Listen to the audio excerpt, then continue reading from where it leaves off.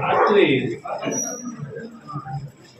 ದಿನಾಂಕದಂದು ಗಂಟೆಯಿಂದ ಗಂಟೆಯವರೆಗೆ ನೋಡಿ Ravi PSI Nagamangala town police ಠಾಣೆಯವರು ದಿನಾಂಕ 1 ಗಂಟೆಯಿಂದ ಗಂಟೆಯವರೆಗೆ ನಾಗಮಂಗಲ ಸರ್ಕಾರಿ ಆಸ್ಪತ್ರೆ ವಾರ್ಡ್ನಲ್ಲಿ ವೈದ್ಯರ ಸಮಕ್ಷಮದಲ್ಲಿ ನೀಡಿದ ಹೇಳಿಕೆ ಏನೆಂದರೆ ಅಂತ ಹೇಳಿ ರಾತ್ರಿ ಟೈಮು ಅಲ್ಲಿ ಎಷ್ಟು ಅಂತ ಹೇಳಿಲ್ಲ.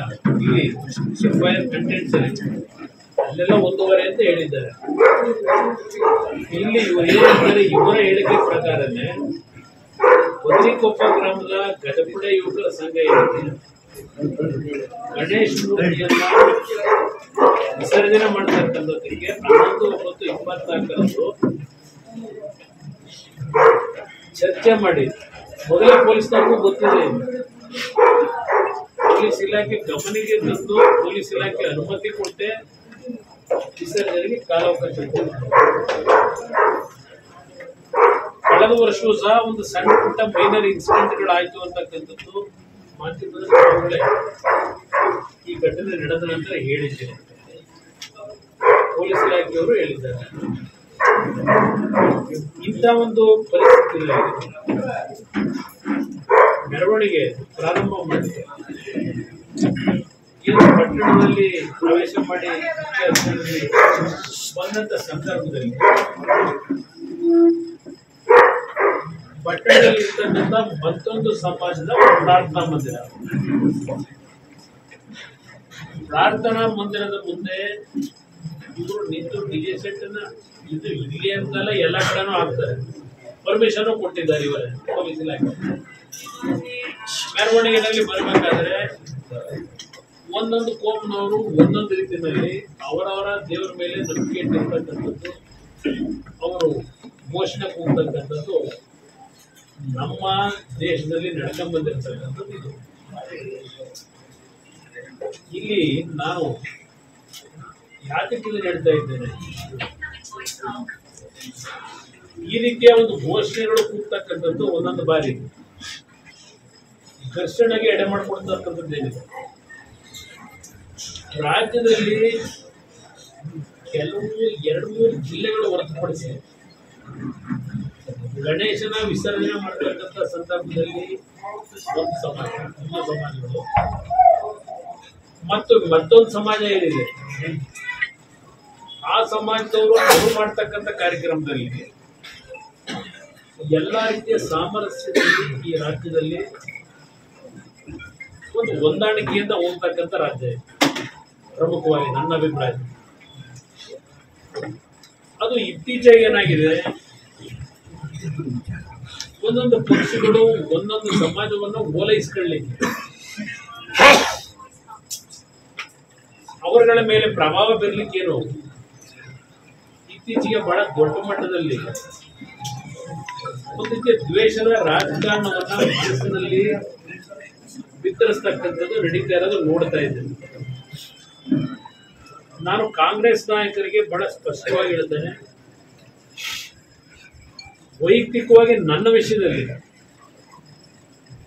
ನಾನು ಯಾವುದೇ ಸಂದರ್ಭದಲ್ಲಿ ಜನಪ್ರತಿನಿಧಿಯಾಗಿ ಕೆಲಸ ಮಾಡಬೇಕಾದ್ರೆ ಒಂದು ಸಮಾಜವನ್ನ ಓಲೈಸ್ಕೊಳ್ಬೇಕು ಅಂತಕ್ಕಂಥ ದೃಷ್ಟಿಯಿಂದ ರಾಜಕಾರಣ ಮಾಡಿಲ್ಲ. ವಾಸ್ತವಾಂಶವನ್ನು ಅರಿತು ನಾನು ಅದರ ಆಧಾರದ ಮೇಲೆ ಚರ್ಚೆ ಮಾಡಿದ್ದೇನೆ ಹೊರತು ನನ್ನ ಜೀವನದಲ್ಲಿ ಯಾರನ್ನ ಓಲೈಸ್ಕೋಬೇಕು, ಯಾರಿಗೂ ರಕ್ಷಣೆ ಕೊಡಬೇಕು, ಇದು ನನ್ನ ಜೀವನದಲ್ಲಿ ನಾನು ಎಂದೂ ಸಹ ಮಾಡಿಲ್ಲ. ಬಹಳ ಸ್ಪಷ್ಟವಾಗಿ ಕಾಂಗ್ರೆಸ್ ನಾಯಕರಿಗೆ ಹೇಳಿ, ಕುಮಾರಸ್ವಾಮಿ ಅವರ ಜನಪ್ರತಿನಿಧಿಗಳು ಇದರಲ್ಲಿ ರಾಜಕೀಯ ಬೆರೆಸಬಾರದು ಇದನ್ನು ಹೇಳಿದ್ದೀರಿ.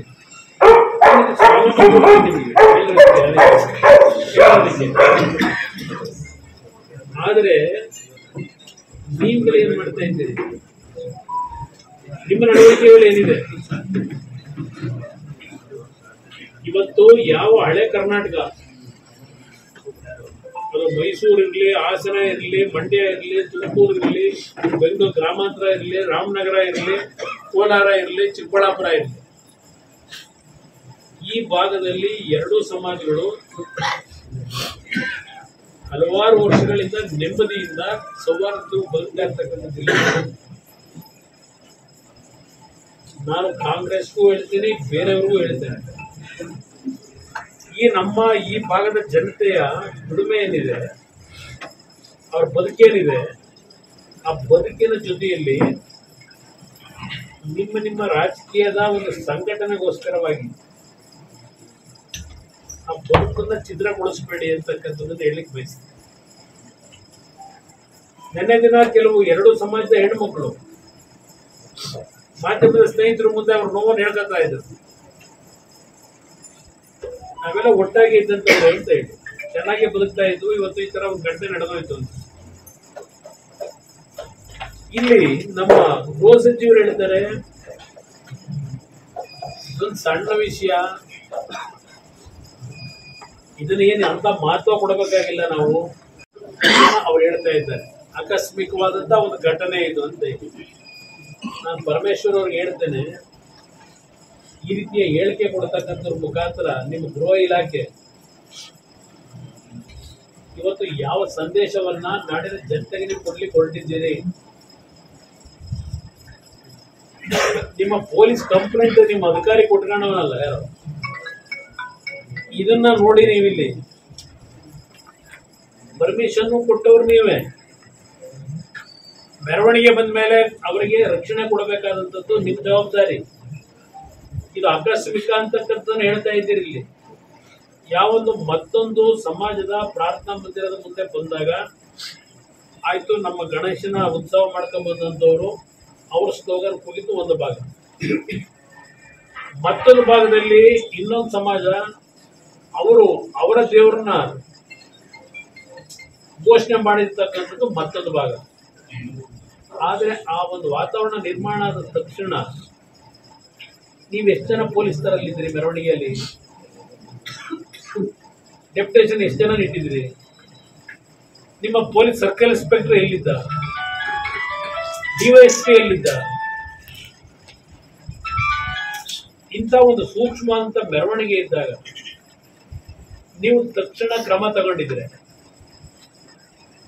30-40 ವರ್ಷದಿಂದ ಜೀವನ ಮಾಡ್ತಾ ಇರತಕ್ಕಂತ ಕುಟುಂಬಗಳ ಇವತ್ತು ಬಳಿಗೆಗಳಿಗೆ ಬೆಂಕಿ ಇಟ್ಟಿದ್ದಾರೆ. ಈ ಘಟನೆ ನಡೀತಾ ಇತ್ತ ಇವತ್ತು. ಇಲ್ಲಿ ನಾವು ಸ್ಥಳ ಪರಿಶೀಲನೆ ಮಾಡಿದಾಗ ಎಲ್ಲ ಒಂದ್ ಕಡೆ ವ್ಯವಸ್ಥಿತವಾದ ಈ ಒಂದು ಘರ್ಷಣೆಗೆ ಮೊದಲೇ ಪ್ರೀ ಪ್ಲಾನ್ ಇದೆ ಅಂತಕ್ಕಂಥದ್ದು ಕಾಣ್ತಾ ಇದೆ ಮೇಲೆ ನೋಡಿ. ವಾಪಸ್ ಮಾಡ್ತಾರೆ, ಗೊತ್ತಾಯ್ತು. ನಮ್ಮ ರಿಸರ್ವ್ ಪೊಲೀಸ್ ಇದ್ದಂತವ್ರನ್ನ ಕಳಿಸ್ತಾರೆ ಬೇರೆ ಕಡೆಗೆ. ಇಲ್ಲಿ ಸ್ಪಾಟ್ ಇಂದ ಇಲ್ಲಿ ಘಟನೆ ನಡೆಯೋದಕ್ಕಿಂತ 10 ನಿಮಿಷ ಮುಂಚೆ ಇಲ್ಲಿದ್ದಂತ ಹೆಚ್ಚುವರಿ ರಿಸರ್ವ್ ಪೊಲೀಸ್ ಏನಿತ್ತು ಅದನ್ನು ಕಳಿಸಿದ್ದಾರೆ ಅಂತಕ್ಕಂಥ ಮಾಹಿತಿ ಹೇಳ್ತಾರೆ. ಎಲ್ಲರನ್ನು ವಿತ್ಡ್ರಾ ಮಾಡಿದ್ರು ಅಂತ ಹೇಳಿ. ಯಾರು ವಿತ್ಡ್ರಾ ಮಾಡ್ಲಿಕ್ಕೆ ಹೇಳಿದ್ರು? ಗೃಹ ಸಚಿವರು ಹೇಳಿದ್ರು, ಮತ್ತಾರು ಹೇಳಿದ್ರು? ನೀವು ಘಟನೆ ಏನು ದೊಡ್ಡ ಪೆಟ್ರೋಲ್ ಬಾಂಬ್ಗಳು ನಿಮ್ಮ ತಲವಾರುಗಳು ಇಟ್ಕೊಂಡು ಓಡಾಡ್ತಾ ಇರ್ತಕ್ಕಂಥ ದೃಶ್ಯಗಳನ್ನ ನಿಮ್ಮಗಳಿಗೆ ಮಾಧ್ಯಮದ ಸ್ನೇಹಿತರಿಗೆ ಘಟನೆ ಪ್ರಾರಂಭ ಆದ 1 ಗಂಟೆ ಒಳಗೆ ನಿಮ್ಗೆ ಗೊತ್ತಾಗ್ತದೆ. ನೀವು ಸ್ಥಳಕ್ಕೆ ಬರ್ತೀರಿ. ಈ ಸರ್ಕಾರ ಏನ್ ಮಾಡ್ತಾ ಇತ್ತು? ಇಂಥ ಒಂದು ಘಟನೆ ಸ್ಪ್ರೆಡ್ ಆಗ್ತಕ್ಕಂಥ ಸಂದರ್ಭದಲ್ಲಿ ಇದು ಇಲ್ಲಿರ್ತಕ್ಕಂಥ ಪ್ರಶ್ನೆ. ಈ ಲೋಕಲ್ ಅಧಿಕಾರಿಗಳು ಯಾವ ಮಟ್ಟಕ್ಕೆ ಕೆಲಸ ಮಾಡಿದ್ದಾರೆ ಇಲ್ಲಿ ಅಂತ ಹೇಳಿ. ಇಲ್ಲಿ ಏನ್ ಹೇಳ್ತಾರೆ? ಬದ್ರಿಕೊಪ್ಪಲು ಗ್ರಾಮದಿಂದ ಮಧ್ಯಾಹ್ನ ಸುಮಾರು ಅವೆಲ್ಲ ಬೇಡ ಬಿಡಿ ಹೊರಟಿದ್ದು ಕೋಟೆ ಬೆಟ್ಟ ಇವೆಲ್ಲ ಹೇಳ್ಕೊಂಡವ್ರೆ. ಅದೆಲ್ಲ ಇರಲಿ. 7:30 ಗಂಟೆಗೆ ಅಲ್ಲಾ ಮಸೀದಿ ಮುಂಭಾಗ ಅಂತ ಬರ್ಕೊಂಡಿದ್ದಾರೆ. ಇಲ್ಲಿ ಮೆರವಣಿಗೆಯಲ್ಲಿದ್ದ ಬದ್ರಿಕೊಪ್ಪ ಗ್ರಾಮದ ಹೆಸರುಗಳು ಹಾಕೊಂಡವ್ರು, ಹುಡುಗರುಗಳ ಹೆಸರು.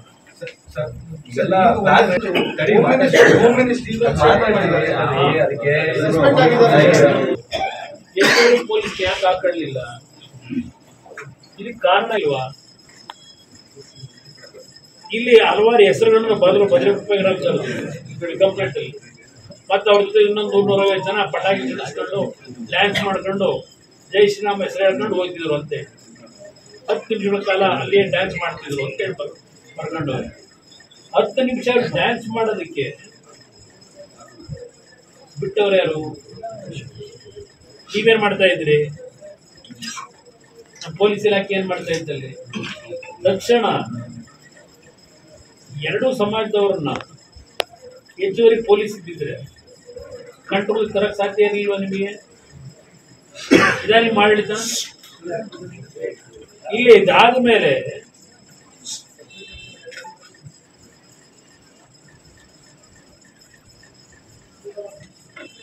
ಇಲ್ಲಿ 1 ವರ್ಷನಿದೆ ಅಶೋಕ್ ಕುಮಾರ್ ಅಂತಕ್ಕಂಥ ಇನ್ಸ್ಪೆಕ್ಟರ್ ಸ್ಥಳದಲ್ಲೇ ಇರಲಿಲ್ಲ ಅಂತ, ಡಿವೈಎಸ್ಪಿನೂ ಇರಲಿಲ್ಲ ಅಂತಕ್ಕಂಥದ್ದು ಇದು ಮಾಹಿತಿ. ಇಲ್ಲಿ ಅವರ ನೇತೃತ್ವದಲ್ಲಿ ಮುಂದೆ ಹೋಗುವಂತೆ ಸೂಚಿಸುವಂತೆ ಇಲ್ಲಿ ಕಂಪ್ಲೇಂಟ್ ಅಲ್ಲಿ ಇಟ್ಕೊಂಡಿದೆ. ಈಗ ಮುಂದೆ ಹೋಗುವ ಎಫ್ಐಆರ್ ಅಲ್ಲಿ ಸರ್ ಒಂದು ಗೋವಿನ ರಕ್ಷಣೆಗೆ ಈಗ ಈ ಹೆಸರುಗಳನ್ನೆಲ್ಲ ರವಿ ಅನ್ನೋರು ಕೊಟ್ಟಿದ್ದಾರೆ. ರವಿ ಅನ್ನೋ ಕಂಪ್ಲೇಂಟ್ ಕೊಟ್ಟಿರೋದು ರಾತ್ರಿ 1:30 ಗಂಟೆ. ಈ ಹೆಸರುಗಳು ಇವ್ರಿಗೆ ಎಲ್ಲಾರ್ದು ಹೆಸರುಗಳು ಇವ್ರಿಗೆ ಹೆಂಗ್ ಗೊತ್ತು? 1:30 ಗಂಟೆ ರಾತ್ರಿಯಲ್ಲಿ ಆಸ್ಪತ್ರೆ ಒಳಗೆ ವೈದ್ಯರ ಸಮ್ಮುಖದಲ್ಲಿ ಕೊಟ್ಟಂತ ಹೇಳಿಕೆ ಇದೆ. ಈ ಹೆಸರುಗಳು ಹೇಳಿರೋದು ಮೆನ್ಷನ್ ಮಾಡಿರೋದು ಆಸ್ಪತ್ರೆಯಲ್ಲಿ ವೈದ್ಯರ ಸಮ್ಮುಖದಲ್ಲಿ ರಾತ್ರಿ 1:30 ಈ ಎಲ್ಲ ಹೆಸರುಗಳ ಮುಸಲ್ಮಾನ್ ಬಂಧುಗಳು ಇರ್ಬೋದು, ಹಿಂದೂ ಸಮಾಜದ ಯುವಕರ ಹೆಸರುಗಳನ್ನ ಇಲ್ಲಿ ಎಫ್ಐಆರ್ ನಲ್ಲಿ ಇಟ್ಕೊಂಡಿರ್ತಕ್ಕಂಥದ್ದು ಇವೆ. ನೀವೇನೊಂದು ಒಳ್ಳೆ ಪ್ರಶ್ನೆ ಕೇಳಿದ್ರಿ. ಹಿಂದೆ 1990ರಲ್ಲಿ ವೀರೇಂದ್ರ ಪಾಟೀಲ್ ಅವರನ್ನ ಮುಖ್ಯಮಂತ್ರಿ ಸ್ಥಾನದಿಂದ ಇಳಿಸ್ಲಿಕ್ಕೆ ಇದೇ ರಾಮನಗರ ಚನ್ನಪಟ್ಟಣದಲ್ಲಿ ಇದೇ ರೀತಿಯಲ್ಲಿ ಅಂಗಡಿಗಳು ಮುಗ್ಗಿ ಬೆಂಕಿ ಇಟ್ಟು ದೊಡ್ಡ ಮಟ್ಟದಲ್ಲಿ ಲ್ಯಾಂಡ್ ಆರ್ಡರ್ ಪ್ರಾಬ್ಲಮ್ ಕ್ರಿಯೇಟ್ ಮಾಡಿದ್ದಾರೆ. ಅದನ್ನ ನಾನು ನೆನಪಿಸ್ಕೊಳ್ತೀನಿ. 1990 ವೀರೇಂದ್ರ ಪಾಟೀಲ್ ಸರ್ಕಾರ ತೆಗಿಬೇಕು ಅಂತೇಳಿ ಕಾಂಗ್ರೆಸ್ ನಾಯಕರುಗಳೇ ಅವತ್ತ 2 ತಾಲೂಕಿನಲ್ಲಿ ಅವಳಿ ನಗರಗಳು ದೊಡ್ಡ ಮಟ್ಟದಲ್ಲಿ ದಿನಸಿ ಅಂಗಡಿಗಳು ಪೇಟೆ ಬೀದಿನಲ್ಲಿ ಬೆಂಕಿ ಇಟ್ಟು ದೊಡ್ಡ ಒಂದು ಸಂಘರ್ಷ ನಡೀತಾರೆ. ಅವತ್ತು ಏನು ಕೋಮುಗಲಭೆ ಅನ್ಕೊಂಡ್ರೆ ಅದು ಕೋಮುಗಲಭೆ ಅಲ್ಲ, ಅದು ಇದೇ ಕಾಂಗ್ರೆಸ್ನ ಸ್ಪಾನ್ಸರ್ಡ್ ಕಾರ್ಯಕ್ರಮ. ಈಗ ಚನ್ನಪಟ್ಟಣದಲ್ಲಿ ಬೇರೆ ಚುನಾವಣೆ ನಡೆಸಬೇಕಲ್ಲ. ಈಗ ಈ ಹಿನ್ನೆಲೆ ಒಳಗೆ ಇವೆಲ್ಲ ಒಂದು ಓಲೈಸ್ಗಳ ಪದ್ಧತಿ ಶುರು ಮಾಡ್ಬಿಟ್ರಲ್ಲ. ಯಾಕೆಂದ್ರೆ ಈ ಭಾಗದಲ್ಲಿ ಇರ್ತಕ್ಕಂಥದ್ದು ಕಾಂಗ್ರೆಸ್ JDS ನ ರಾಜಕಾರಣ. ಈ ರಾಜಕಾರಣದಲ್ಲಿ ಕಳೆದ 50 ವರ್ಷದಲ್ಲಿ ಸ್ವಾತಂತ್ರ್ಯ ಬಂದ ನಂತರವೂ ಮುಸಲ್ಮಾನ್ ಸಮಾಜವು ಜನತಾದಳಕ್ಕೆ ಮತ ಕೊಡ್ತಕ್ಕಂಥ ಒಂದು ವಾತಾವರಣಗಳು ಇತ್ತು ಹಿಂದೆ ಎಲ್ಲ. ಇತ್ತೀಚಿನ ರಾಜಕಾರಣ ಬೆಳವಣಿಗೆ ಆಗಿದೆ. ಈ ಕಾಂಗ್ರೆಸ್ನವರು ಇದನ್ನ ಓಲೈಕೆ ಮಾಡೋ ರಾಜಕಾರಣ ಶುರು ಮಾಡಿದ್ರು. ಒಂದು ಈ ನಮ್ಮ ಭಾಗಕ್ಕೆ ಅದನ್ನೇ ಹೇಳಿದೆ. ಒಂದು ಕಡೆ ಕಾಂಗ್ರೆಸ್ನವರೇ ಇದನ್ನ ಪ್ರಯೋಗ ಮಾಡ್ಕೊಂಡು ಹೊರಟಿದ್ದಾರೆ. ಈಗ ಈ ಪ್ರಯೋಗಕ್ಕೆ ನಾವು ಅವಕಾಶ ಕೊಡೋದಿಲ್ಲ. ಅಂದ್ರೆ ನಾಗಮಂಗಲದ ಐಡಿ ಪ್ರಕರಣ ಕಾಂಗ್ರೆಸ್ ಹೇಳೋದಲ್ಲ, ಇದು ಜನ ಮಾತಾಡ್ತಾರೆ. ಇಲ್ಲಿ ಈಗ ಯಾರು ಅಲ್ಲಿ ಮಸೀದಿ ಈಗ 1 ನಿಮಿಷ ಏಕಾಏಕಿ ಕಲ್ ತೂರಾಟ ಪ್ರಾರಂಭ ಆಯ್ತು ಅಂತಿರಲ್ಲ. ಮೊದಲೇ ಸಿದ್ಧತೆ ಮಾಡದೇ ಇದ್ರಿ ಕಲ್ ತೂರಾಟ. ಎಲ್ಲಿ ಕಲ್ಲಲ್ಲಿ? ರಸ್ತೆ ಒಳಗೆ ಕಲ್ಲಿದ್ದ ಹೈವೇ ಅಲ್ಲೇನು ಜಲ್ಲಿಗಿಲಿ ಹಾಕಿದ್ರ ರಸ್ತೆನಲ್ಲಿ. ಎಲ್ಲಿಂದ ಬಂತು ಕಲ್ಲು? ಎಲ್ಲಿಂದ ಬಂತು ತಲ್ವಾರು? ಎಲ್ಲಿಂದ ಬಂತು ಪೆಟ್ರೋಲ್ ನಿಮ್ಮ ಬಾಂಬ್ಗಳು? ಈ 10 ನಿಮಿಷದಲ್ಲಿ ರೆಡಿ ಆಯ್ತಾ? ಅದು ಆಸಿಡ್ ಬಾಟ್ಲ್ಗಳು ಎಲ್ಲ 10 ನಿಮಿಷದಲ್ಲಿ ರೆಡಿ ಆಯ್ತಾ? ಇದು ವ್ಯವಸ್ಥಿತವಾಗಿ ಮಾಡದೇ ಇದ್ದಿದ್ರೆ ಇದು ನಡೀಲಿಕ್ಕೆ ಸಾಧ್ಯವಾ? ಇಂಥ ಒಂದು ಘಟನೆ ಇವತ್ತು ಒಂದು ಸಮಾಜದ ಮೇಲೆ ದಬ್ಬಾಳಿಕೆ ಆಯ್ತು ಅಂತ ಹೇಳಲ್ಲ ನಾನು. ಈಗ ಮುಸಲ್ಮಾನ್ ಅಂಗಡಿಗಳನ್ನು ಸುಟ್ಟಿದ್ದಾರೆ, ಅವ್ರ ವ್ಯಾಪಾರ ಮಾಡ್ತಕ್ಕಂಥ ಮಳಿಗೆಗಳನ್ನು ಸುಟ್ಟಿದ್ದಾರೆ. ನಮ್ಮ ಹಿಂದೂ ಸಮಾಜದವರು ಕಷ್ಟಪಟ್ಟು ಜೀವನ ಮಾಡ್ತಕ್ಕಂಥ ಅವರ ಮಳಿಗೆಗಳನ್ನು ಸುಟ್ಟಿದ್ದಾರೆ, ಇವ್ರದ್ದು ಸುಟ್ಟಿದ್ದಾರೆ. ಎರಡು ತರ ಆಯ್ತು. ಕಾರಣ ಯಾರು? ಸರ್ಕಾರದ ವೈಫಲ್ಯ. ಇಲ್ಲಿ ಈಗ ಗಲಾಟೆಯಾಗಿ ಬೆಂಕಿ ಹಚ್ಚಿದೆಲ್ಲ ಮುಗಿದ ಮೇಲೆ ಈಗ 50 ಜನ ಅರೆಸ್ಟ್ ಮಾಡ್ತೀವಿ, 54 ಜನ ಅರೆಸ್ಟ್ ಮಾಡ್ತೀವಿ ಅಂತ ಹೊರಟೆ. ಹೋಮ್ ಮಿನಿಸ್ಟ್ರಿ ಈಗ ಇನ್ಸ್ಪೆಕ್ಟರ್ನ ಸಸ್ಪೆಂಡ್ ಮಾಡಿದ್ದಾರೆ. ಗೊತ್ತಾಯ್ತಲ್ಲ ಆದ್ಮೇಲೆ ವಿಷಯ ಬಂದಿದೆಯಣ್ಣ. ಮೊನ್ನೆ ರಾತ್ರಿನೇ ಹೇಳುತ್ತಲ್ಲ ಬರ್ತೀನಿ ಇಲ್ಲಿಗೆ ಅಂತೇಳಿ ಇವತ್ತು ಸ್ಪಾಟ್ ಇನ್ಸ್ಪೆಕ್ಷನ್ ಮಾಡ್ತೀವಿ ಅಂತೇಳಿ ಘೋಷಣೆಯಿಂದ ವಿರೋಧ ಪಕ್ಷದ ನಾಯಕರು ಅಶೋಕ್ ಅವರು ಬಂದು ಹೋಗಿದ್ದಾರೆ. ಇದೆಲ್ಲ ಆದ್ಮೇಲೆ ಮತ್ತೆ ಇವ್ರು ಮಾಡ್ಕೊಂಡಿರೋ ತಪ್ಪು ಅರಿವಾಗಿದೆಯಲ್ಲ, ಅದು ಮುಚ್ಕೊಳ್ಳೋಕ್ಕೋಸ್ಕರ ಇಲ್ಲ ನಾವು ಆಕ್ಷನ್ ತಗೊಂಡಿದ್ದೀವಿ. ಈಗ ನಾವೀಗ ನಿಮ್ಮ ಮುಂದೆ ಇವತ್ತು ಇವ್ರು ಮಾಡಿರ್ತಕ್ಕಂಥ ವೈಫಲ್ಯಗಳ ಬಗ್ಗೆ ಚರ್ಚೆ ಮಾಡಕ್ ಹೊರಡ್ತೀವಿ ಅನ್ನೋದು ಗೊತ್ತವರಿಗೆ. ಅದಕ್ಕೀಗ ಸಮಜಾಯಿಷಿ ಕೊಡೋದಕ್ಕೆ ಈಗಾಗಲೇ ನಾವು ಆಕ್ಷನ್ ತಗೊಂಡಿದ್ದೀವಿ, ಸ್ಟಡಿ ಬಾಗಿ ಇವತ್ತು ವೈಫಲ್ಯ ಅಂತ ಇದು ಹೇಳೋದಕ್ಕೋಸ್ಕರ ಈಗ ಮಾಡ್ಕೊಂಡು ಸಸ್ಪೆಂಡ್. ಮೊನ್ನೆ ಯಾಕೆ ಮಾಡಲಿಲ್ಲ? ಇಲ್ಲಿ ಸಸ್ಪೆಂಡ್ ಮಾಡಿರೋ ಅಧಿಕಾರಿ ಯಾರು? ಇಲ್ಲಿ ಅಶೋಕ್ ಕುಮಾರ್ ಅಂತ ಹೇಳಿ ಈ ಇಷ್ಟು ಜನ ಸೇರಿಸೋರಲ್ಲ ಈಗ ಇದರಲ್ಲಿ FIR ಅಲ್ಲಿ ಈ ಶೀಟ್ಗಳಲ್ಲಿ ಸೇರಿಸಿ ಸೈನ್ ಹಾಕಿರೋ ಅಧಿಕಾರಿನ ನೀವು ಸಸ್ಪೆಂಡ್ ಮಾಡಿ ಇದನ್ನ ಈ ಹೆಸರುಗಳನ್ನ ಹೇಗೆ ನೀವು ನಂಬ್ತೀರಿ ಸರ್? ಒಂದು ಸರ್ ಇಷ್ಟೆಲ್ಲ ಇನ್ಸಿಡೆಂಟ್ ಆಗುತ್ತೆ, ನೀವು ರೈಸ್ ಮಾಡಿದ್ರಿ, ನಿಮಗೆ ಡೌಟ್ ಶುರುವಾಯ್ತು ಇಲ್ಲಿ ಯಾಕೆ ಅಂತ. ನೀವು ನನಗೆ ಹೇಳ್ತಿದ್ದೀರಿ ಇಲ್ಲಿ 1.5 ಗಂಟೆ ರಾತ್ರಿ ಅವನ ಆಸ್ಪತ್ರೆಗೆ ಹೋಗಿ ಚಿಕಿತ್ಸೆ ಪಡಿತಾ ಇದ್ದೆ ಅಂತ ಹೇಳ್ಕೊಂಡು ಅವನು ಹೇಳಿಕೆ ಕೊಟ್ಟನು ಪೊಲೀಸ್ ಆಫೀಸರ್. ವೈದ್ಯರ ಮುಂದೆ ಈ ಸಮ್ಮುಖದಲ್ಲಿ ಹೇಳಿಕೆ ಕೊಟ್ಟಿದ್ದೀನಿ ಅಂತ ಈ ಹೆಸರುಗಳೆಲ್ಲ ಕೊಟ್ಟವ್ರೆ. ಅದ್ ಹೆಂಗೆ ಇವನಿಗೆ ಆಸ್ಪತ್ರೆ ಚಿಕಿತ್ಸೆ ಪಡಿತಾ ಇದ್ದ ನನಗೆ ಇಲ್ಲಿ ಇವರೆಲ್ಲ ಮಾಡೋರೆ ಅಂತೇಳಿ ಇವನಿಗೆ ಹೆಂಗೆ ಗೊತ್ತಾಯ್ತು ಹೆಸರುಗಳು? ಮುಸಲ್ಮಾನ್ ಬಂಧುಗಳದೇ ಇರಲಿ, ಹಿಂದೂ ಸಮಾಜದವ್ರದೇ ಇರಲಿ, ಯುವಕರು ಆಸ್ಪತ್ರೆ ಚಿಕಿತ್ಸೆ ಪಡ್ಕೊಂಡು ಅಲ್ಲಿ 1.5 ಗಂಟೆ ರಾತ್ರಿ ಆಸ್ಪತ್ರೆಯಲ್ಲಿ ಹೇಳಿಕೆ ಕೊಟ್ಟವನ ಅವನಿಗೆ ಹೆಸರುಗಳೆಲ್ಲ ಹೆಂಗೆ ಬರ್ತಿಗೆ ಅವನಿಗೆ?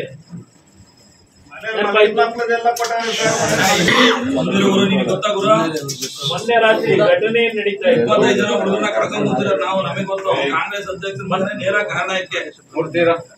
ಮೊನ್ನೆ ರಾತ್ರಿ ಕೆಲವರು ಯುವಕರು ಫೋನ್ ಮಾಡಿ ಸರ್ ನಮ್ಮ ಘಟನೆ ಸಂಬಂಧವೇ ಇಲ್ಲ, ನಮ್ಮ ಮನೆಗಳಿಗೆ ರಾತ್ರಿ ನುಗ್ಗಿ ಸಿಕ್ಸ್ ನಡ್ಕೊಂಡು ಹೋಗ್ತಾವ್ರೆ. ಇದು ಹೇಳಿಕೆ ಕೊಡ್ತಾ ನಮ್ಮ ಮಧ್ಯರಾತ್ರಿ ಫೋನ್ ಮಾಡಿದ್ದೀನಿ ಸರ್. ಈಗ ಸರ್ ನಾಗಮಂಗಲ ಕಾಂಗ್ರೆಸ್ ಮುಸಲ್ಮಾನ್ ಬಂಧುಗಳು, ಕಟ್ಟಡ ಬಾಡಿಗೆ ತಗೊಂಡಿರೋರು ಹಿಂದೂಗಳು, ಕೆಲವು ಕಡೆ ಕಟ್ಟಡ ಬಂದು ಹಿಂದೂದು ಬಾಡಿಗೆಯಲ್ಲಿ ನಡೆಸ್ತಾರೆ, ಜೀವನ ಮಾಡ್ತಿರೋನು ಮುಸ್ಲಿಂ. ಸೆಲೆಕ್ಷನ್ ಹೆಂಗ್ ಮಾಡ್ಕೊಂಡವೆ? ಇವತ್ತು ಇದೇನೋ 50 ಜನ ಕರ್ಕೊಂಡು ಹೋಗಿ ಕೂರಿಸ್ಕೊಂಡು ಜೈಲಿಗೆ ಇಲ್ಲಿ ಏನ್ ಹೇಳ್ತಾರೆ? ಇಲ್ಲಿ ಸಣ್ಣ ಗಲಭೆ ಅಂತ ಹೇಳಿದ್ರಲ್ವೇ, ಏನಿಲ್ಲ ಅದು ಆಕಸ್ಮಿಕವಾದದ್ದು ಅಂತ ಹೇಳಿದ್ರಲ್ಲ.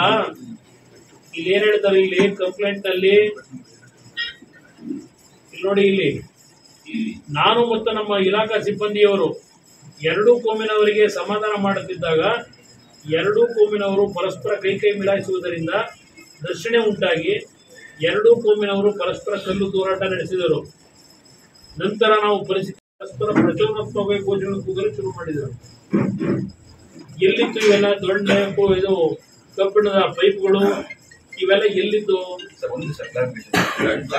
ತನಿಖೆಯಲ್ಲಿ ಬರಲಿ, ನಾನು ಯಾರ ಮೇಲೂ ಅಪಾದನೆ ಮಾಡ್ತಿಲ್ಲ. ಇಲ್ಲಿ ನಾನು ಹೇಳೋದು ಪೊಲೀಸ್ ವೈಫಲ್ಯ ಸ್ಥಳೀಯವಾಗಿ. ಇವತ್ತು ಈ ರಾಜ್ಯದಲ್ಲಿ ಈ ಸರ್ಕಾರ ಬಂದ ನಂತರ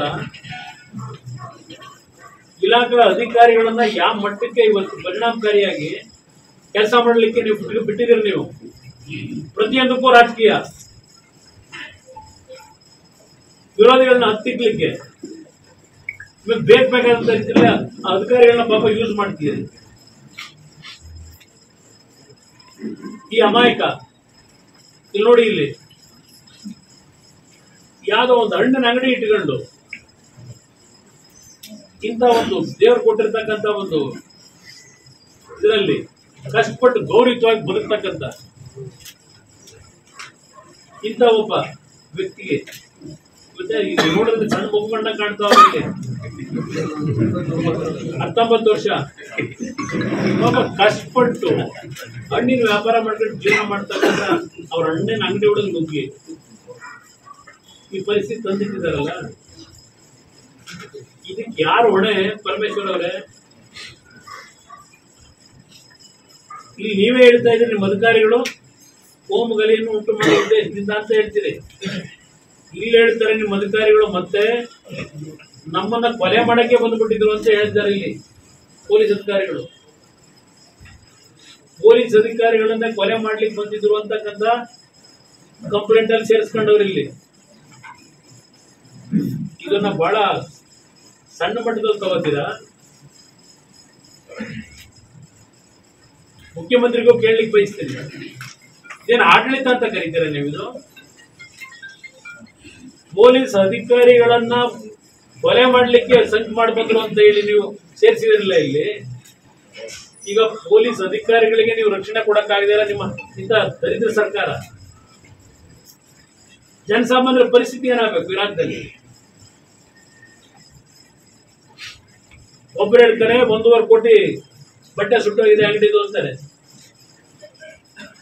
ಸಣ್ಣ ಪುಟ್ಟ ಜೀವನ ಮಾಡೋರು 3 ಲಕ್ಷ 4 ಲಕ್ಷ ಬಂಡವಾಳ ಹಾಕೊಂಡವ್ರೆ. ಈಗ ಅದೆಲ್ಲ ಸುಟ್ಟು ಭಸ್ಮ ಆಗಿದೆಯಲ್ಲ, ಆ ಕುಟುಂಬಗಳ ಬದುಕೇನಾಗಬೇಕು? ಇದ್ರ ಮೇಲೆ ನಿಮ್ಮ ರಾಜಕೀಯ ನಡೆಸಬೇಕಾಗಿಲ್ಲ ನೀವು. ಪೊಲೀಸ್ ಠಾಣೆ ಮುಂಭಾಗ ಇದ್ದಿದ್ದು ಕೂಡ ಅಲ್ಲಿ ಎಷ್ಟರ ಮಟ್ಟಿಗೆ ನೀವು ಪೊಲೀಸನ್ನ ಈ ಒಂದು ಮೆರವಣಿಗೆ ಸಂದರ್ಭದಲ್ಲಿ ರಕ್ಷಣೆಗೆ ಸಿದ್ಧ ಮಾಡ್ಕೊಂಡಿದ್ರಿ? ನಾನು 2 ಸಮಾಜಗಳಿಗೆ ದೋಷ ಕೊಡಲ್ಲ. ಇಲ್ಲಿ ಆ ಸಮಾಜಗಳ ನಡುವೆ ಕಂದಕ ಉಂಟು ಮಾಡ್ತಾ ಇದ್ದೀರಲ್ಲ. ಒಂದು ರಾಜಕೀಯದ ಒಂದು ಜಗಲುವಂತ ಪದ ಬಳಸೋದು ಬೇಡ. ನಾನು ಸರ್ಕಾರದ ನನಗೆ ಬೇಕಿಲ್ಲ, ಈಗ ಇಲ್ಲ ಪಕ್ಷಗಳದ ಅನುಕೂಲ ಅನಾನುಕೂಲ ಬೇಕಿಲ್ಲ. ನನಗೆ ಬೇಕಾಗಿರೋದು ನಾಗಮಂಗಲದ ಜನ ನೆಮ್ಮದಿಯಿಂದ ಬದುಕ್ತಾ ಇದ್ರಲ್ಲ, ಅಲ್ಲ ಯಾವ ಉದ್ದೇಶ ಇಟ್ಕೊಂಡು ಮಾಡಿದ್ದಾರೆ ಅಂತ ಅದಕ್ಕೆ ತನಿಖೆ ಆಗ್ಲಿ, ಏನೇನು ಸತ್ಯ ಹೊರಗೆ ಬರ್ಲಿ. ಯಾವ ತನಿಖೆ ಮಾಡ್ತಾರೆ ಇವರು?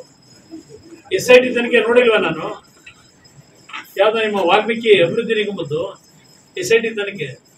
ಬಹುಶಃ ರಾಜ್ಯದಲ್ಲಿ ಮೊದಲು ಹೇಳಿದವನೇ SIT ಅಂತಕ್ಕಂಥದ್ದು ಸಿದ್ದರಾಮಯ್ಯ ಶಿವಕುಮಾರ್ ಇನ್ವೆಸ್ಟಿಗೇಷನ್ ಟೀಮ್ ಅಂತ ಹೇಳಿ ಪ್ರಥಮವಾಗಿ ಹೇಳಿದವನು ನಾನೇ. SIT ಅಂದ್ರೆ ರಾಜ್ಯದಲ್ಲಿ ಯಾವ ರೀತಿ SIT ನಡೀತಿಲ್ಲ ಗೊತ್ತಿಲ್ಲ ನನಗೆ. ಇಲ್ಲಿ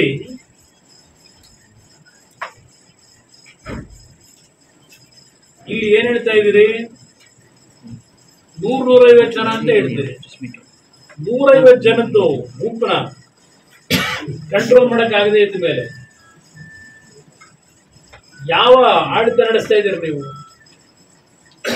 140 ಜನ ಕಂಟ್ರೋಲ್ ಮಾಡಕ್ಕಾಗದೆ ಇವತ್ತು ಬೆಂಕಿಡ ಪರಿಸ್ಥಿತಿ ಅಂದ್ರಲ್ಲ, ಯಾವ ಧೈರ್ಯ ಇರಬೇಕು? ತಲವಾರುಗಳನ್ನ ಇಟ್ಕೊಂಡು ರಸ್ತೆ ಓಡಾಡ್ತಾರೆ ಅಂದ್ರೆ, ಪೆಟ್ರೋಲ್ ಪಂಪ್ ಎಸಿತಾರೆ ಅಂದ್ರೆ, ಕೆಲವು ಹೆಣ್ಣುಮಕ್ಕಳು ಅವರವರದೇ ಆದಂತ ರೀತಿಯಲ್ಲಿ ಇವತ್ತು ಕಣ್ಣಲ್ಲಿ ನೀರಾಗ್ತಾ ಇದ್ದಾರೆ 2 ಸಮಾಜದಲ್ಲಿ.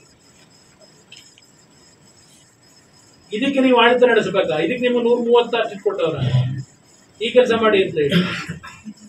ಈ FIR ನೋಡಿದ್ರೆ ಗೊತ್ತಾಗುತ್ತೆ ಇವತ್ತು ನೀವು ಮಾಡ್ಕೊಂಡಂತ ನಿಮ್ಮ ವೈಫಲ್ಯಕ್ಕೆ 6 ಸೀಟರ್ನ ಅರೆಸ್ಟ್ ಮಾಡ್ಕೊಂಡು ಕೂತಿದ್ದೀರಿ. ಗಣೇಶನ್ ಕೂರಿಸ್ತಾನು ಅಲ್ವಾ ಮೊದಲನೇ ಆರೋಪಿ? ಪರ್ಮಿಷನ್ ತಗೊಂಡು ಕೂರಿಸ್ತಾನು. ಪರ್ಮಿಷನ್ ತಗೊಂಡು ಕೂರಿಸ್ತಾನೆ ನೀವು ಮೊದಲನೇ ಆರೋಪಿ ಮಾಡ್ಕೊಂಡು ಕೂತೀರಿ.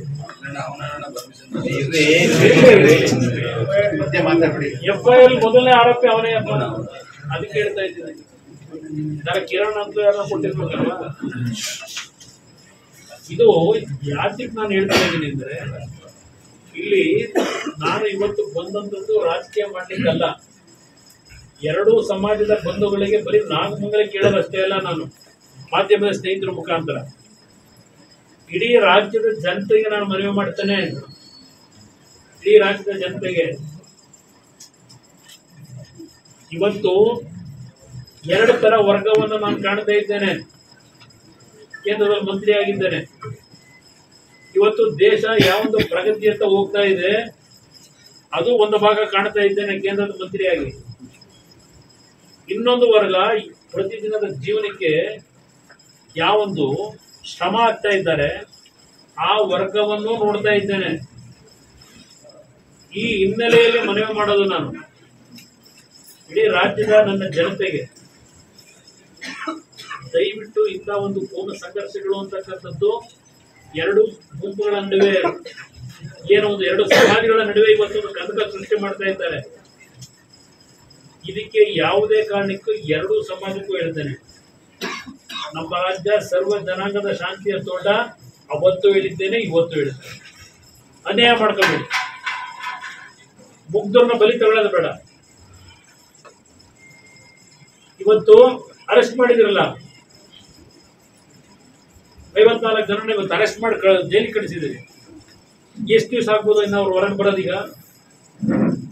ಆ ಅರೆಸ್ಟ್ ಮಾಡಿರ್ತಕ್ಕಂಥವ್ರು ಆ ಕುಟುಂಬದ ನಿರ್ವಹಣೆ ಮಾಡ್ತಕ್ಕಂಥ ಜವಾಬ್ದಾರಿ ಇರೋರು, ಹೊಲ ಉಳೋನು ಇಲ್ಲ ಒಂದು ಇಲ್ಲಿ ಅಂಗಡಿ ಹಾಕೊಂಡವ್ರಲ್ಲ, ಇಲ್ಲಿ ಕಟ್ಬಿಟ್ಟು ಅಂಗಡಿಗಳು, ಅದರಿಂದ ವೃತ್ತಿ ಜೀವನ ಮಾಡ್ಕೊಂಡು ಹೊರ ಸಂಪಾದನೆ ಕುಟುಂಬ ಸಾಕ್ತಕ್ಕಂಥವ್ರು, ಅವ್ರ ಪರಿಸ್ಥಿತಿ ಏನಾಗಬೇಕು ಆ ಕುಟುಂಬಗಳದ್ದು? ಇವತ್ತು ಈಗೇನೋ ಹೇಳ್ಬಿಟ್ಟಿದ್ರೆ 54 ಜನ ಅರೆಸ್ಟ್ ಮಾಡಿದ್ದೀವಿ, ಕ್ರಮ ತಗೊಂಡಿದ್ದೀವಿ ಅಂತ ಹೇಳ್ತೀವಿ. ನಿಮ್ಮ ಅಧಿಕಾರಿಗಳು ಪ್ರಾರಂಭಿಕ ಹಂತದಲ್ಲಿ ಸರಿಯಾದ ಕ್ರಮ ತಗೊಂಡಿದ್ರೆ ಇವತ್ತು ಈ ಕುಟುಂಬಗಳು ಮನೆಯಿಂದ ಕದ್ದೊಡಗೋ ಅವಶ್ಯಕತೆ ಇದ್ದ. ಹಲವಾರು ಕುಟುಂಬದಲ್ಲಿ ಇವತ್ತು ಊರು ಬಿಟ್ಟು ಹೋಗಿದ್ದಾರೆ, ಮನೆ ಬಿಟ್ಟು ಹೋಗಿದ್ದಾರೆ, ಎರಡು ಸಮಾಜದಲ್ಲೂ ಹೋಗಿದ್ದಾರೆ. ಆ ಕುಟುಂಬಗಳ ಪರಿಸ್ಥಿತಿ ಏನಾಗಬೇಕು? ಈಗ ಜೈಲಿನಲ್ಲಿ ಅವ್ರನ್ನ ಕರ್ಕೊಂಡು ಕೂರಿಸಿದೆ. ಈಗ ಡಿಜೆ ಹಳ್ಳಿಗೆ ನೋಡೋದಲ್ಲ ನಾವು, ಹಿಂದೆ ಡಿಜೆ ಹಳ್ಳಿನಲ್ಲಿ ನಡೀತಲ್ಲ, ಅದಕ್ಕೂ ಇದೇ ಕಾಂಗ್ರೆಸ್ ನಾಯಕರ ಅಲ್ವೇ ಮಾನವ ಅವರು ಸ್ಪಾನ್ಸರರ್ಸು? ಏನು ಹೊಸದ ಅವರಿಗೆ? ಡಿಜೆ ಹಳ್ಳಿ ನಡೆದಿತ್ತು ಇದೇ ಕಾಂಗ್ರೆಸ್ ಸ್ಪಾನ್ಸರ್ ಪ್ರೋಗ್ರಾಮೇ ಅಲ್ವಾ ಅವತ್ತು? ಮುಸ್ಲಿಂ ಸಮಾಜದವ್ರು ತಗೊಂಡೋಗಿ ಜೈಲಾಗಿ ಇನ್ನೂ ಎಷ್ಟು ಜನ ಬಂದಿಲ್ಲ ಅವರಿಗೆ? ಎಷ್ಟು ವರ್ಷ ಆಯಿತು? ಅದಿಲ್ಲಿ ನಾಗಮಂಗಲದಲ್ಲೂ ಆಗ್ಬೇಕಾ? ನಾನು ಅಧಿಕಾರಿಗಳಿಗೂ ಹೇಳ್ತಕ್ಕಂಥದ್ದು, ನಿಮ್ಮ ಸ್ಟೇಷನ್ ನಲ್ಲಿ ಯಾರು ನಿಜವಾದಂತ ಕಲ್ಪಿಟ್ಗಳಿದ್ದಾರೆ, ನಿಮ್ಮ ಸ್ಟೇಷನ್ ಅಲ್ಲಿ ರೆಕಾರ್ಡ್ ಇರ್ತದೆ. ಅಫೆಂಡರ್ಸ್ ಏನಿದ್ದಾರೆ, ಸೀರೀಸ್ ಆಫ್ ಅಫೆಂಡರ್ಸ್, ಅವ್ರ ಮಾಹಿತಿ ಸಂಪೂರ್ಣ ಇರ್ತದೆ. ಅಲ್ಲೆಲ್ಲ ವಿಡಿಯೋದಲ್ಲಿ ಅವ್ರ ಫೋಟೋ ನೋಡ್ಬಿಟ್ಟಿದೀವಿ, ಏನೋ ಒಂದು ಕೈ ಕಲ್ಲು ಹಿಡ್ಕೊಂಡಿದ್ದ, ಅದಕ್ಕೆ ಅರೆಸ್ಟ್ ಮಾಡಿದೀವಿ ಅಂತಕ್ಕಂಥದ್ದು ನಮ್ಮ ಹೇಳಿಕೆ. ಇವತ್ತು ಸಮಾಜ ಯಾವ ರೀತಿ ಇದೆ? ಯಾವುದೋ ಒಂದು ಗಲಭೆ ನಡೀತಾ ಇದ್ರೆ ಯಾರ ಬಂದಿದ್ದಾರೆ ಹುಡುಗ, ಪಾಪ ಗೊತ್ತಿಲ್ಲ ಇದ್ದದ್ದು, ಯಾರು 4 ಜನ ಕಲ್ಲು ಹೊಡಿತಿರೋದು ನೋಡಿ ಇವನು ಒಂದು ಕಲ್ಲು ಎತ್ಕೊಂಡು ಎಸಿತಾನೆ, ಅಂಥದ್ದು ವಿಡಿಯೋದಲ್ಲಿ ಕಾಣ್ತದೆ.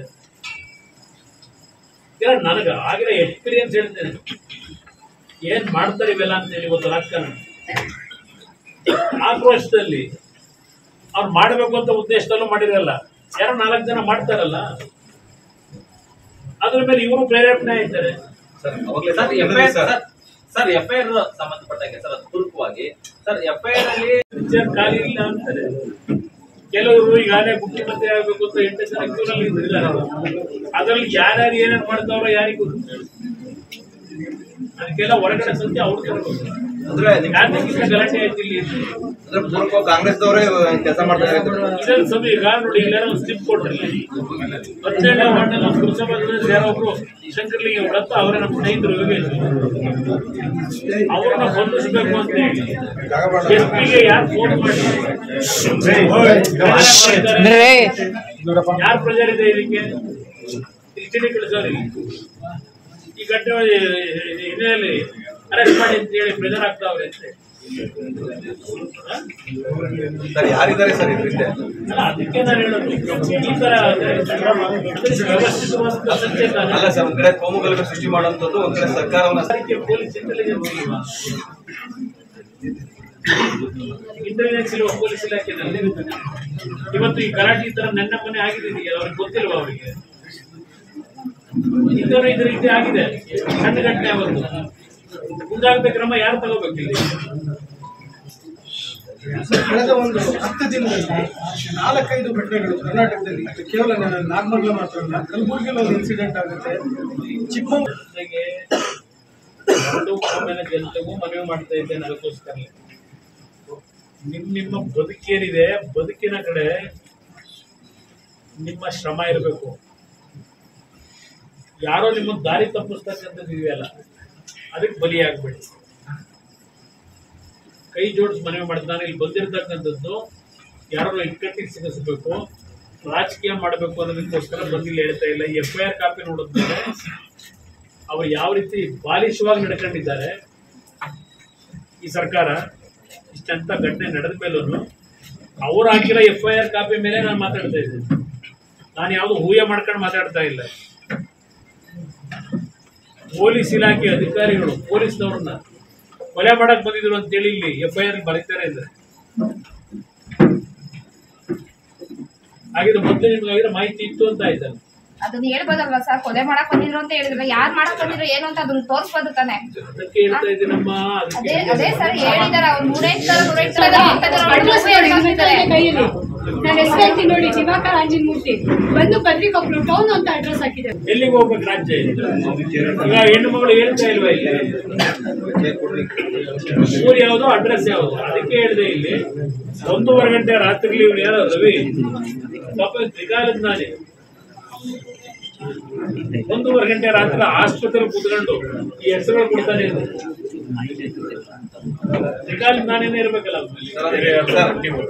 ಬೇರೆ ಯಾರ್ದು ಕ್ಯಾಶ್ ಎಲ್ಲ ಎಕ್ಸ್ಪ್ಲೈನ್ ಮಾಡಿದ್ರೆ ಎಕ್ಸ್ಪ್ಲೈನ್ ಮಾಡಿದ್ವಿ ಸರ್. FIR ಬಗ್ಗೆ ತಾವು ಹೇಳೋದು ಮೂಲ ಕಾರಣ ಆ ವ್ಯಕ್ತಿನೇ ಕಾರಣ ಅಂತ ಹೇಳ್ತಾರೆ ಇಲ್ಲಿ.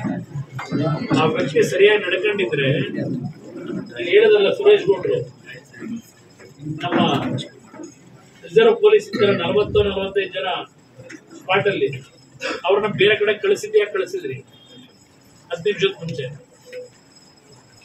ಎಷ್ಟು ಜನ ಇದ್ರು FIR ಅಲ್ಲಿ ಹಾಕೊಂಡವ್ರಲ್ಲ, FIR ಅಲ್ಲಿ ಎಷ್ಟು ಜನ ಪೊಲೀಸ್ ಇದ್ರು ಅಂತ ಹಾಕಿಲ್ಲ. ಇಲ್ಲಿ 350 ಜನ ಇದ್ದಿದ್ದು ಹಾಕಿದ್ರಿ ಮೆರವಣಿಗೆಯಲ್ಲಿ.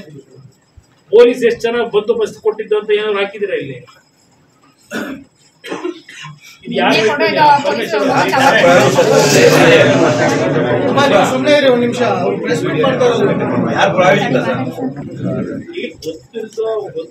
ಗೊತ್ತಿರೋ ಪ್ರಶ್ನೆ ಅಲ್ಲ. ಇಲ್ಲಿ ನಾನು ಕೆಲವು ಮಾಹಿತಿಗಳನ್ನ ಸಂಗ್ರಹ ಮಾಡಿದೆ. ಇಲ್ಲಿ ನಡೀತಿರ್ತಕ್ಕಂಥ ಘಟನೆಗಳು ಸ್ಥಳೀಯವಾಗಿ ಗಮನಿಸಿದ್ದೀನಿ, ಏನಾಗಿದೆ ಅಂತ ಹೇಳಿ. ಅಧಿಕಾರಿಗಳು SP ಅವರು ನನಗೆ ಅಲ್ಲಿಂದ ಜೊತೆಲಿ ಹೇಳಿದ್ರು. ನಾಳೆ ಒಂದು ಪೀಸ್ ಮೀಟಿಂಗ್ ಕರೆದು ನಾನು ಅವ್ರಿಗೂ ಹೇಳಿದ್ದೀನಿ, ನೋಡಿ ಇಲ್ಲಿ ಕಂಪ್ಲೇಂಟ್ಗಳಲ್ಲಿ ಹೆಸರುಗಳು ಸೇರಿಸ್ಕೊಂಡಿದ್ವಿ, ಆ ಕುಟುಂಬಗಳು ಹಾಳಾಗಬಾರದು. ಯಾರು ನಿಜವಾದಂತ ಘಟನೆ ಕಾರಣಕರ್ತಿದ್ದಾರೆ ಅವ್ರ ಮೇಲೆ ಆಕ್ಷನ್ ತಗೊಳ್ಳಿ. ಆದ್ರೆ ಅಮಾಯಕರುಗಳು ಅಂತಕ್ಕಂಥದ್ದು ನಾನೇನೋ ಹೇಳ್ಬಿಟ್ಟೆ ಅವ್ರ ಪರ ವಹಿಸ್ಕೊಂಡೆ ಅನ್ನೋದು ಅಲ್ಲ.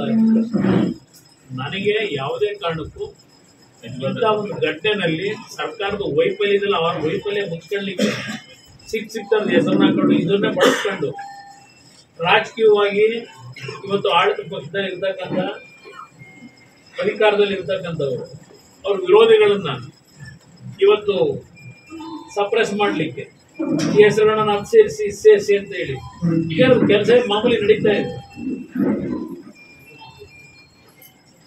ಆ ರೀತಿ ಈ ಸರ್ಕಾರ ಬಂದ ಮೇಲೆ.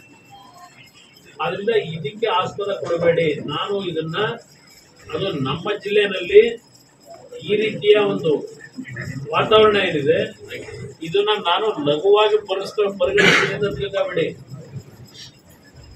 ಇದನ್ನು ನಾನು ಇದಕ್ಕಿಷ್ಟಕ್ಕೆ ನಿಲ್ಸಲ್ಲ. ನಾನಿಲ್ಲಿ ಜನಕ್ಕೆ ಇವತ್ತು ರಕ್ಷಣೆ ಕೊಡಬೇಕಿಲ್ಲಿ. ಬೆಂಕಿ ಹಚ್ಚ ಕೆಲಸಕ್ಕೆಲ್ಲ ರಕ್ಷಣೆ ಕೊಡಬೇಕಾಗಿರೋದು.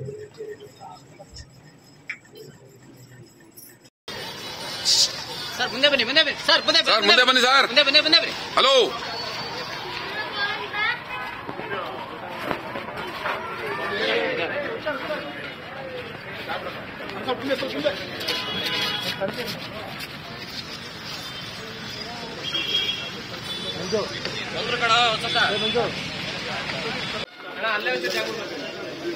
ಬೇಡ ಬೇಡ ಬೇಡ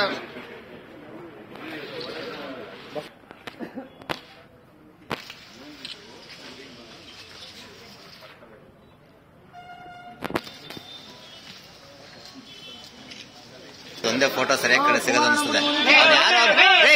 ಬರ್ರಿ ಕಡೆ ಸರಿ